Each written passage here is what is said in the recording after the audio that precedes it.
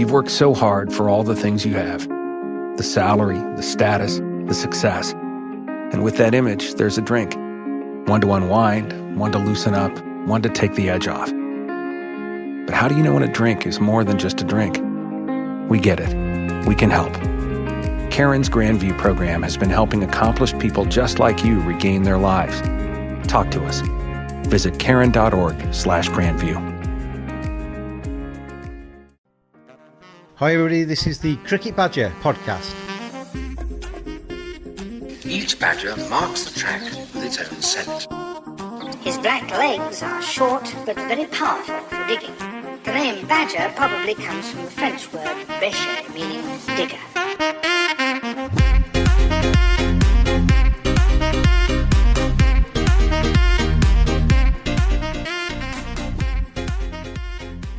I'm going to take you back to the acting side of things. You studied law at Cambridge and you were on the verge of becoming a barrister, weren't you, when you chose to go down the acting route? Is that something you look back on and think that was the right thing to do?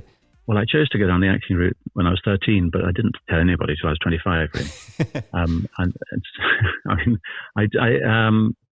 I just don't sort of announcing my ambitions before they've been realised somehow. It's just probably a weakness.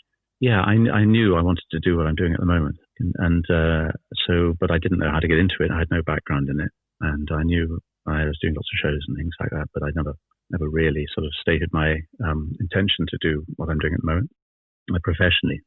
But that's what I was doing all the time. So yeah, when I was doing my studies, so-called studies, I was always doing shows. I sort of was always trying to work out how I'd possibly get into doing the acting.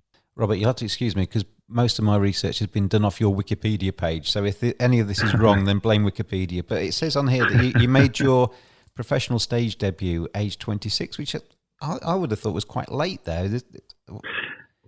Yeah, I mean, my stage debut, I sort of, 20, when was I? 20, yeah, I was about 20, no, 25, I think. It wasn't, yeah, it was that that was when I first thought I could call myself an actor. I mean, I was doing shows and I was doing radio shows, for years before that, and touring around with stage shows and things. But people I'd been at university with mostly, and we sort of toured Australia in '81, and I was doing doing these radio things and so forth. So, but then I got a job in the West End in Noises Off in the Savoy Theatre. Spent a year doing that. So the trouble is, at the end of that year, I realised I only had 2 words on my CV: noises and off. And so I thought, I got to get on and do other stuff. But it was relatively late. But it just takes the time it takes. You just sort of take the opportunities when they arise. You were president of the Cambridge Footlights, weren't you? And you mentioned some of your contemporaries in that. You've got some quite big names that were part of that setup at Cambridge University. Yeah, there was a lot of people who went on and did things. A lot of people went on and did other interesting things, like sort of help build the Channel Tunnel and go into all sorts of other activities, which people who were really good student performers who went on and did things in other fields. Yeah, no, there was a number of people who went on and to do shows and a lot of TV and film and so forth like that. But you never knew who was going to come through and who wasn't.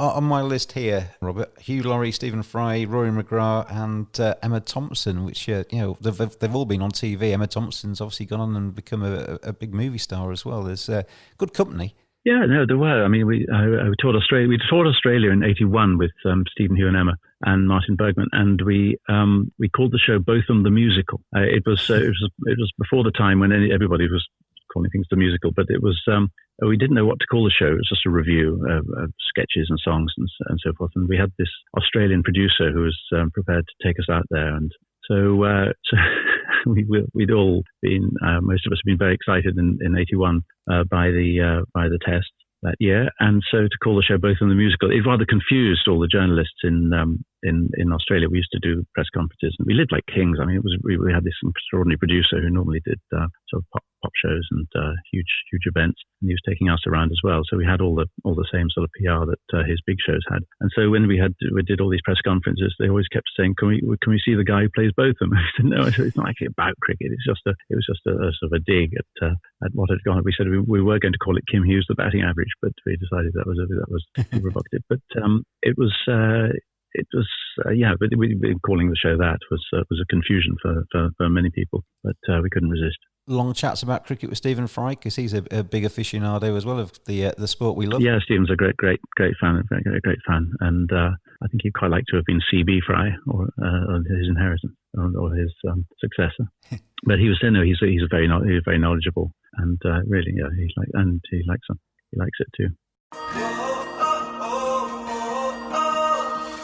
Want to get your game the very best it can be? The future of coaching. Talk to a pro. 30-minute video conversation. Video analysis from players at the top of their game. Video shout-outs. Get a personalised message from a pro. Great for birthdays, congratulations messages, a prank, or a simple hello. Visit moonrisesports.com or go to Moonrise Sports on Facebook, Instagram and Twitter. Moonrise Cricket. Let's play.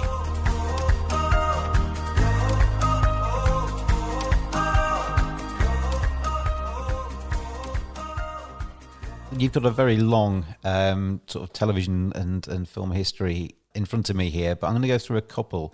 The Blackadder, it's first on the list here, 1982 it says. The unaired pilot episode, you were Prince Henry in that. Did you realise at the time, I mean, obviously that never went to TV, but did you realise that was going to be? I mean, Blackadder is one of my favourite things of all time. It was amazing. If you'd managed to get that aired and it had continued and you'd been involved all the way through, that would have been some part, wouldn't it? What ifs, woulda, coulda, shoulda. I mean, life's full of those, isn't it? It was a pilot which.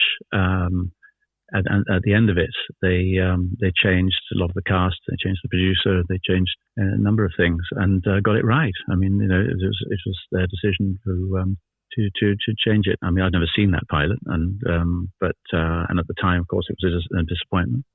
But I mean, it was obviously going to be very good, and but it changed quite a lot after that, and the writing team changed a bit, and the style of it, and. I mean, it was. I mean, there's all sorts of things in your career which are full of some things which should have gone, and some things didn't, and opportunities that came and went, and you just hope that along the way there's a percentage of shows which do work and do work for you, and manage to be part of a success. And but along the way, you don't have to dig very far with any actor's career and find a raft of disappointment. So that's just part of it, and it's part of the steeling process that you need in order to have a career in art generally, but in acting in particular. There will be things which have some which have come off and some which haven't.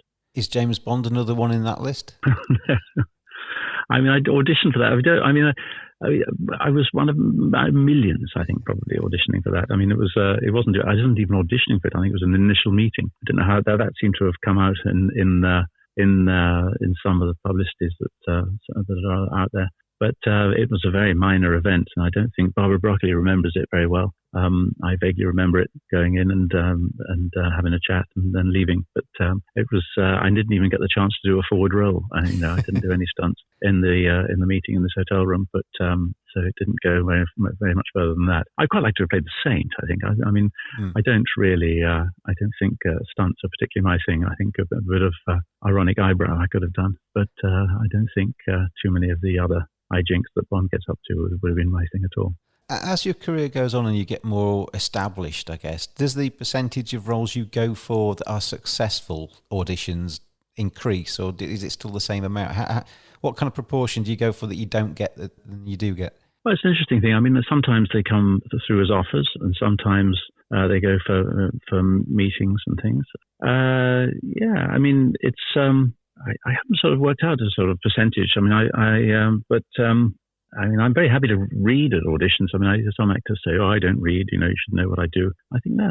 It's much better just to be able to see if you can take direction and talk to the director and all that. So you're usually at sort of quite close to it if you have a meeting. So I wouldn't say that there's a percentage that I'm aware of particularly. And some, as I say, some come through as offers, some, but of course everything's shut down now for the time being. So everything's very, very, very sort of quiet as far as acting is concerned. I'm about to do a Netflix thing for about Munich 1938, which is the only filming going on really. There's not that much. I mean, there's very little going on. So I'm quite glad to be doing that. I'm filming out in Berlin quite soon. Okay, that's going to go ahead, because I was going to ask you about COVID-19 and the effect on the acting industry, because it's affected everything, hasn't it? But how are they going to cope with that then in COVID times? You're going to have to act from 2 meters apart, or? Well, I don't know. I mean, I haven't started. I think they stick a Q-tip up your nose every day, and they do an instant test. They have the facility for that. I mean, because it's Netflix, they can throw money at it and do all the testing they need to do every day. They can ensure their own work. It means that if anything happens in terms of shutdowns, lockdowns, and all that sort of stuff like that, they can ride that. Whereas for independent film companies, they can't get the insurance for their projects, which means everything's on hold, everything's being put back. So I don't think I'm playing the British ambassador in Berlin. I don't think he has any love scenes, so I don't think I'll be tested as to whether we can have proximity. But yeah, you have to sort of work in bubbles, and you have to work in transport bubbles and things, and they do their best to keep everything in order. But we'll see. We'll see how it goes, and there must be a way they've got which is going to make it work, and so they can have the best chance of being able to finish the job. A love scene with a polythene sheet between you would be a bit different, wouldn't it?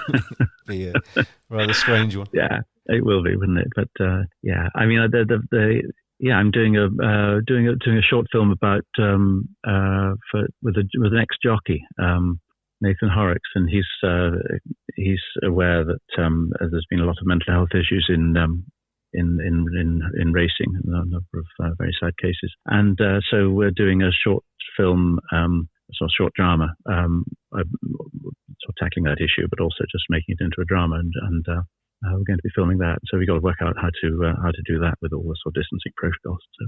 Mental health is a really big thing, isn't it? I mean, I've had my issues with depression in the past. I've said that before on the Cricket Badger podcast. But yeah, this summer has really got people talking about it even more, haven't they? And it's a hot topic and not a nice topic. It's not, and I think things actually in this current, I don't know when this podcast is going out, but we're now talking in September, late September. I think it's this new bout of restriction is going to hit people harder, and I think there's going to be a lot of damage, and I think people are going to be very, very strong somehow. And there's all sorts of things. I don't want to get political, but I think there's all sorts of things which are going to be very, very challenging, and so I think we've really got to sort of look out for each other. Absolutely, yeah. I mean, my summer has been completely different to the one I was expecting to have. I live on my own in a one-bedroom flat, and have hardly seen anybody over the summer. It's been glorious in the early parts of lockdown as well. The weather was fantastic, and I was expecting to be going to cricket matches and to sitting in press boxes and to doing all kinds of different things. And the world's changed, hasn't it? It's a very strange place at the moment.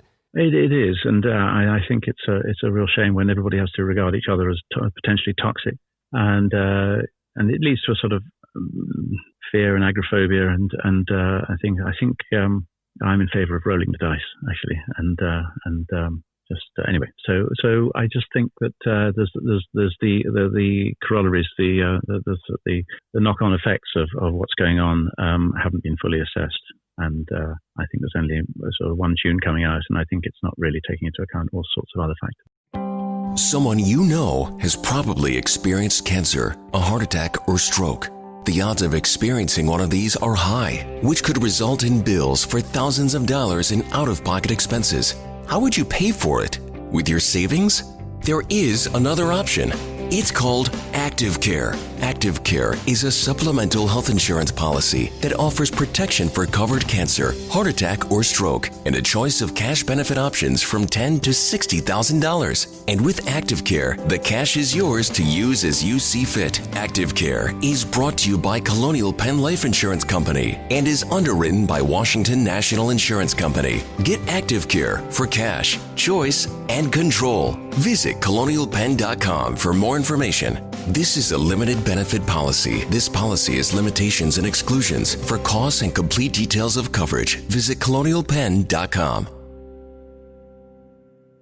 The cricket, as far as the cricket was concerned, I thought it was extraordinary the way that the teams, or the ECB and all the other bodies got it together and managed to get games, and they were great games. I mean, they really. I was following them on the radio, and some great twists and turns, played in an extraordinary competitive spirit, and they must have been difficult to play to almost nobody, or maybe they just drew on their county cricket experience and remembered playing to nobody. But it must have been very odd. But the games I thought were really good all throughout the series. I spoke to a lot of cricketers during lockdown because they were very easy to get to. They had nothing else to do. That they were all talking about, we just got to make it happen. This is what they do. I suppose it's like you as an actor. If somebody came to you during lockdown and said, right, we need to get this done, you'd probably do it, wouldn't you? And the cricketers, I think, were just desperate to get out there on the green stuff and actually do what they could do. But you can understand them struggling a little bit through that those two test series when all they had was the cricket ground and the hotel room and then the cricket ground again. There was nothing in between. It's very difficult when you don't get any feedback. I mean, I did a Zoom talk to some people, to an organisation, and they wanted 15 minutes to chat about showbiz and stuff. And so I was talking to people on mute, and I had my notes sort of just underneath the camera on the computer, so I couldn't actually see them, I couldn't hear them, and it was a sort of very and I don't know how it went. I got reaction, but much later. It must seem really strange because these people are playing in, it would appear, in a vacuum, and they can't get the buzz of the crowd. They can't play to that. They can't G themselves up with that. On the other hand, I was talking to a jockey. I did a piece in the Oldie this month about horse racing, and I was interviewing a jockey, and I said, "What's it like, riding with no crowds?" He said, "Actually, I quite like it." He said, if you had a bad race, you come back, there's no one screaming at you, no one's slagging you off. You just get on with it and get on with the next race. So there's an upside to that, and you don't get the bird from the crowd. I suppose nobody's lost their 20 quid on backing you and you've come fifth or something. It's well, exactly, you can't hear them.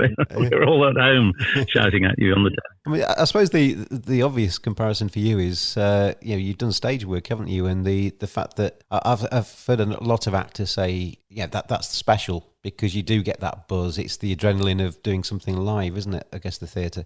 Yeah, absolutely. I mean, the theatre, you know at the end of the evening how it's gone. And if it hasn't gone well, then it's always tomorrow night. But on telly, you don't know how things have gone until 6 months after you've done it, because that's when it comes out, and you can find out whether the audience think it's any good or not. There is that sort of immediacy in theatre, and I love that. I mean, I was doing a show actually whilst in March, when I had a show on which was due to run for 12 weeks, and we had to pull it after 3 because of the restrictions, and that was really, really disappointing. But I know it is. All actors will say it. There's a lot of actors actually hate doing theatre, and they find they haven't done it for too long, and a lot of actors are I had a conversation with someone the other day who said she was going to be doing a show next year and hadn't done it for 10 years, and how could she cope? And in a sense, you just have to treat telly and theatre as exactly the same, or just getting through to an audience, and you just got to work out where the audience is and make sure they can hear what you're saying, and land it with them wherever they are. On stage, it's easier because you can take the temperature of the room and make sure that everyone can get the benefit, and you hopefully land it with them. And if it's a comedy, you know immediately whether it's working or not. And if it's a drama, you just listen out for the creaking seats and the rustling programs to tell whether anyone's listening or not. There's various ways of finding out. There's a Dad's Army theme with a couple of your roles, isn't there? You played John Le Mesurier in the TV film Hattie, 2011, I think that was. And your recent Dad's Army, The Lost Episodes, where you played Sergeant Wilson, which was John Le Mesurier's character in Dad's Army. I loved Dad's Army. And I thought he was fantastic in that role. His timing was perfect. That's quite a challenge to take him on, isn't it? Yeah, and I enjoyed playing. I was given this part to play in this drama about Hattie Jakes and John Lemez and Hattie Jakes' lover. It's a real life story, and she took this lover, and Lemez didn't leave the house. He just moved into the spare room, and he went upstairs, and it was ghastly for him. And then I think probably on the back of that, I don't know, but last year we did. It was so enjoyable. I mean. When I heard about it, I thought, why? Well, what's the point of doing this? But it was to recreate 3 episodes of Dad's Army, which have been lost. They were wiped in 1968. 3 episodes from the second series, and in the BBC we're using tape again, and they just wiped over a lot of stuff, and including these 3 episodes of Dad's Army, which have never been discovered. And of the 80 episodes that were made of Dad's Army, these 3 have. Fans of the show it's often rankled with them that these scripts exist and the photographs from the dress rehearsal exist, but the actual footage doesn't. So they built the set at Pinewood Studios and got in an audience for 3 weeks running, and some of the audience were members of the Dad's Army Appreciation Society in full uniform. Oh, and no pressure there. Yeah. No pressure there at all. I mean, it was very strange because we filmed each scene twice. And the first scene of each of the episodes we filmed with a different audience, there was a sort of palpable sense from the audience of, let's see what you're doing. And we weren't pretending to be recreating it. We were doing a restoration job on it, in effect. And it went really well, actually. And people liked it, and they liked the spirit in which it was made, which was just because these aren't available. Let's bring the script to life. Sadly, without the original actors doing it. I love playing Sergeant Wilson in that. I think there is a difference between the character and the actor. So I sort of didn't think about Lemez when I was doing Sergeant Wilson. I didn't think about Sergeant Wilson when I was doing Lemez. When you were playing Sergeant Wilson, were you trying to mimic him playing it in the previous episodes, or were you bringing yourself to that part? It had to be more. Yes, I mean I looked in very closely, and I didn't want to do it by numbers. I didn't want it to be about the impression. You just had to try and get the essence of what John Le Mesurier was doing with Sergeant Wilson, and be faithful to that, but also make it breathe, if you understand me, and make it seem as though it's happening without it just being a facsimile. So yeah, there was a challenge there, but yes, I did. I mean, with both the characters, I looked at the real footage of what they did. I looked very closely at Lemez doing his "This Is Your Life" when he did it, and went on with Hattie and Eamon Andrews, and so I studied that very closely for the person, and then I looked at the Dad's Army stuff for him, and yes, and there were a few sort of gestures and certain beats which I did employ to be faithful to the way that John Le Mesurier was playing the character.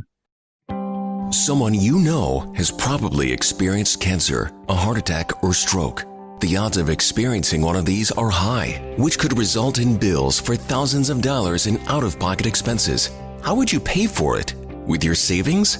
There is another option. It's called Active Care. Active Care is a supplemental health insurance policy that offers protection for covered cancer, heart attack, or stroke, and a choice of cash benefit options from $10,000 to $60,000. And with Active Care, the cash is yours to use as you see fit. Active Care is brought to you by Colonial Penn Life Insurance Company and is underwritten by Washington National Insurance Company. Get Active Care for cash, choice, and control. Visit colonialpenn.com for more information. This is a limited benefit policy. This policy has limitations and exclusions. For costs and complete details of coverage, visit colonialpenn.com. Listeners are learning a lot about my TV tastes here, I think, as we go through this. But the last acting mention, or the last role that I was just going to mention there, Toast of London, Matt Berry. I think he's an absolute genius, that fella. What was it like working with him? James, I'm glad you enjoyed Toast of London. I mean, it's one of those things. When I first read it, read the pilot episode, I just thought, what is this? What is it? It was one of those things, and it was so unlikely and so odd. And as a result of that original, it wasn't a sort of hybrid of anything else that I'd seen or read. And so it's very difficult to describe, and your listeners will be wondering what is Toast of London. But it's Matt Berry and Arthur Matthews, who wrote half of Father Ted and Arthur. They came up with what is essentially a sort of spoof on actors, and that sounds like a very niche show. And I wondered when we were doing it, I wondered whether it would reach further than just a few actors recognizing some of the things that they get up to. But it has a much wider reach than that, because Matt is essentially a jazzer. I mean, he's a musician, and he's art school, and he's not. He understands and is amused by the acting world, but it's not sort of his background really. And it often takes an outsider to satirize the world, an aspect of the world, and it takes an outsider of that world to see what's funny about it. And he has these various other characters in it.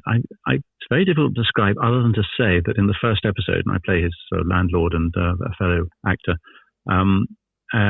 is that I had to sleep with a Bruce Forsyth lookalike, and it's having said that, it sort of set the tone for the show, and I think the language of it is he's got sort of skewed language in it, which reminds me slightly of Joe Orton. I mean, I don't know if that means anything to you, but it's got that sort of odd phrasing in it, which he does and does so well, and it's sort of taken off actually. It's big in the States in a sort of culty way, and here it's big in a culty way, but there are many millions of people who have never heard of it, but it has got a very, very fervent following. Yeah, I recommend it, listeners. It's available, I think, to watch. You can stream it on various services, so I think that's there to delve into. We'll finish with a couple of cricket questions. Let's get back to the cricket part of the Cricket Badger podcast. One of the questions I often ask players when they come on, if you could change lives with another cricketer for 24 hours, you could jump into their body and have their talents and live their life for 24 hours, who would you pick? I want to ask that same question to you. It doesn't have to be a current cricketer. You could go back into an older cricketer's body if you want to, but who would you like to have had the powers of and to play like? Oh, that's really, really interesting. I mean, who would I want to be? I always adored Ray East of Essex. I mean, he was a left arm spinner and funny man, I gather, and idiosyncratic and sort of free spirit. I remember watching him when I was young, and he sort of dominated the pit, dominated the wicket. He was always up to sort of pranks and doing stuff. I also loved his bowling, and so he was a great county cricketer. And beyond that, I would love to have been David Hughes taking on John Mortimer in the semi-final of the Gillette Cup in 73, was it? I can't remember, 72 or 73, around there, when he took out 24 in the gloaming of John Mortimer in the semi-final at Old Trafford. I went to the final of that one actually, when they beat Kent, with Jackie Bond taking an extraordinary catch. So to be David Hughes and to do what he did, I mean. Which in the days before the Big Bash, it was the most extraordinary and brilliant innings. It was also the moment when Arthur Jepson famously was the umpire. Did you know about Arthur Jepson in that match? It was so late, and he didn't want to come back the next day, Arthur Jepson. It was 9:20, and it was. Do you remember this? I don't know if you when the fielder said. He couldn't see the ball, and the skipper of Gloucester said, "We can't see the ball, umpire." And he said, "Skipper, what's that up there?" And the skipper said, "That's the moon." He said, "How far do you want to see? Carry on." And so it was really, really, very, very dark, and the television didn't quite show how dark it was. But David Hughes in the semi-final of the Gillette Cup. That's what I'd like to take. I'd like to be. I'd like to transmogrify myself into him just for that time. That's a good answer. And that was in the days when I can remember the footage of that where the the crowd is almost sitting on the edge of the boundary, aren't they? They're really excited by it because of the state of the game. It was fantastic moment. I love the crowd sitting. I love the crowd sitting on behind the boundary, behind the rope, behind the board, and I just wish that could happen again. I mean, and then having all the kids out on the outfield playing and during the intervals, setting up their stumps. And now they do a sort of desultory thing. I mean, that sort of thing with sort of kids from local schools doing exhibition stuff like that. But actually being able to go out and see the wicket, walk out, inspect the wicket, and nod knowledgeably about the cracks and look at it. And I wish that people were allowed onto the ground without being accused of being terrorists. Have you ever watched cricket in Scarborough? My mother was born in Scarborough, and she met Larwood. She said. I mean, she was. But anyway, so the Scarborough Festival. I've always wanted to go to the Scarborough Festival ever since hearing her stories about it. And so no, I haven't, and I'd love to go to Scarborough Festival. Well, I'll tell you what, Robert. When you've got your deck chair at Hove, then take a week off and nip up to Scarborough, because it is well worth it. I think it's for me anyway. I mean, I'm a bit biased because I'm a Yorkshire fan, but the Scarborough is the best place to watch cricket in the world for me. Absolutely fantastic. And you do get sounds great, isn't it? Spectators walking across the outfield and kids playing games in the intervals and what have you. When I was the media manager at Yorkshire, it used to frighten me a little bit, because you'd see the cricket ball flying off into the crowd and you'd hope that nobody would get hit. But it is a very, very special place. I'd recommend going to Scarborough to watch a game of cricket. Final question, Robert Bathurst, and thank you very much indeed for coming on the Cricket Badger podcast today. It's been a pleasure to have you on. I'm going to put you in charge of world cricket. I'm going to make you the Supremo, and you can make one change to the game. What would you change about cricket to make it more special, better, however you want to phrase it? What change would you make? Well, oh, right. Well, you've thrown this at me, but my first reaction would be to allow a batsman, if they've been out cheaply, and they're walking back to the pavilion, to be able to take their bat and swipe the Steadicam operator camera as it shoves it up their nose as they walk out, because there's nothing more dramatic than a player having scored 100 or scored naught from the long walk, either in triumph or despair. And it takes all the theatre out of the occasion to have this wretched, spidery character of sort of, the spider cam I'd also shoot down, but anyway, that's my second law. But I would allow the batsman to be able to smash that lens, which is being shoved up his nose. There is such a thing as a long lens, a telephoto lens. They can do that, and they can carry it. They can take the drama from a range. They don't need to be standing there with them. It destroys all the poise, all the theatre of the occasion. I used to think that when in the Australian coverage, when they used to have the duck walking on the screen, yeah. I know it wouldn't be possible for the batsman to hit the duck, but I just thought it was really rude almost that you were kind of just rubbing the salt into the wounds, weren't you? Yeah, I mean, it's cheap. I mean, it's I don't know when that came from. Was it a Packer thing, or was it a? I think it was. Yeah, maybe in that. But no, I agree. Yeah, that's. I just think that you have to allow the sort of dramatic poise of the occasion, and cricket is an immensely dramatic game, and anything that undermines it should be stopped. Robert Bathurst, thank you very much for being my guest today. It's been a pleasure to talk to you, and wish you all the best for the future. Thanks very much, James.